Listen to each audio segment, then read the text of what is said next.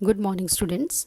आज हम हिंदी कक्षा में पत्र लेखन के विषय में पढ़ेंगे। पत्र लेखन, लेटर राइटिंग।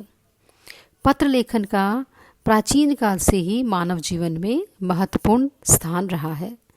पत्र हमारे विचारों, भावनाओं और सूचनाओं के आदान प्रदान का सबसे सस्ता, उपयोगी और सर्वसुलभ साधन है। सभी ने बच्चों कभी ना कभी पत्र लिखा होगा, या आपके माता पिता ने, आपके बड़े भाई बहन ने, आपने देखा होगा कि पत्र लिखने वाले को, और जब पत्र प्राप्त होता है तो कितनी खुशी होती है। तो आइए आज हम पत्र लेखन कला के विषय में विस्तार से जानते हैं। पत्र लेखन एक महत्वपूर्ण कला है। पत्रों के माध्यम से एक दूसरे तक संदेश पहुंचाए जाते हैं। आज के अति व्यस्त युग में इसका महत्व और अधिक बढ़ गया है। आज मानव के संबंध बहुत अधिक बढ़ गए हैं। उसे प्रतिदिन कितने ही व्यक्तियों, संबंधियों और कार्यालयों से संपर्क साधना पड़ता है। व्यक्ति हर स्थान पर व्यक्तिगत रूप से उपस्थित नहीं हो सकता, अतः उसे पत्र का सहारा लेना पड़ता है। हर जगह खुद नहीं जा सकता ना व्यक्ति, तो उसको क्या करना पड़ता है, पत्र लिख के उसको अपनी सूचना वहाँ पहुँचानी पड़ती है। पत्र लेखन को कला माना गया है। साहित्य में यह एक अलग विधा है। साहित्यकारों एवं महापुरुषों के पत्र पुस्तक रूप में प्रकाशित होते रहते हैं। इनके पत्रों का ऐतिहासिक महत्व हो जाता है। आधुनिक युग में कंप्यूटर के माध्यम से भी पत्र लेखन हो रहा है। ईमेल के द्वारा देश विदेश में पत्र पहुंच जाते हैं।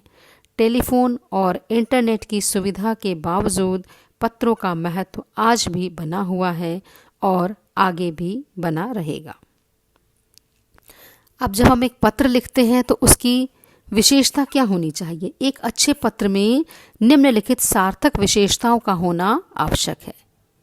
भाषा शैली सरल हो। जब भी आप पत्र लिखें तो आपकी भाषा जो है वो सरल होनी चाहिए। बहुत अधिक कठिन शब्दों का प्रयोग नहीं होना चाहिए, ताकि पढ़ने वाला ऐसा ना हो कि उन शब्दों के अर्थ को समझ ही ना पाए।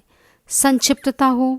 आप अपनी बात को संक्षेप में कहें, शॉर्ट में कहें। बहुत अधिक विस्तार देने से मूल बात जो है वो समझ से परे हो जाती है। क्रमबद्धता हो। आपको अपनी बात क्रम से रखनी चाहिए। एक स्टेप बाय स्टेप आप अपनी बात को रखेंगे। प्रभावपूर्ण हो। आपका लेखन जो है प्रभावपूर्ण होना चाहिए। पढ़ने वाले को एकदम से समझ आना चाहिए। विनम्रता हो। आपके पत्र में विनम्रता हो। छोटों के प्रति प्यार और बड़ों के प्रति आदर सूचक शब्दों का प्रयोग होना चाहिए। बाह्य आकर्षण हो। बाहर से देखते ही आपके पत्र को देखने वाले को, पाठक को, उसको पढ़ने की इच्छा होनी चाहिए। तो बाह्य आकर्षण में आपकी खूबसूरत हैंडराइटिंग भी आ जाती है। इसलिए पत्र जब भी आप लिखते हो तो इन बातों का आपको ध्यान रखना है। अब पत्र जो है कितने प्रकार के होते हैं? पत्र जो है मुख्य रूप से दो प्रकार के होते हैं, औपचारिक पत्र और अनौपचारिक पत्र। औपचारिक पत्र जिन व्यक्तियों के साथ व्यक्तिगत संबंध औपचारिक होते हैं, उन्हें लिखे जाने वाले पत्र औपचारिक पत्र कहलाते हैं। इस प्रकार के पत्र कक्षा अध्यापकों, प्रधानाचार्यों, संपादकों, सरकारी एवं अन्य कार्यालयों के अधिकारियों, निजी संस्थानों के प्रमुखों तथा व्यापारियों आदि को लिखे जाते हैं। अनौपचारिक पत्र जिन व्यक्तियों के साथ व्यक्तिगत और आत्मीय संबंध होते हैं, उन्हें लिखे जाने वाले पत्र अनौपचारिक पत्र कहलाते हैं। ऐसे पत्र प्रायः सगे संबंधियों, मित्रों और परिवार के सदस्यों को लिखे जाते हैं। माता पिता, भाई बहन, चाचा मामा, मौसी बुआ, दादा नाना, मित्रों आदि को पत्र लिखते समय अपनत्व की भावना रहती है। उनमें औपचारिकता नहीं रहती।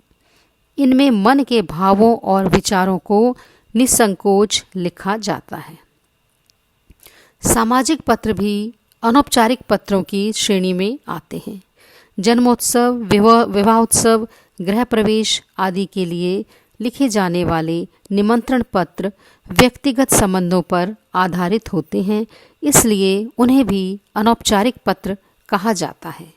आज हमने पत्र का महत्व और पत्र लिखने में किन मुख्य बातों को ध्यान में रखना चाहिए और पत्र कितने प्रकार के होते हैं ये पढ़ा है।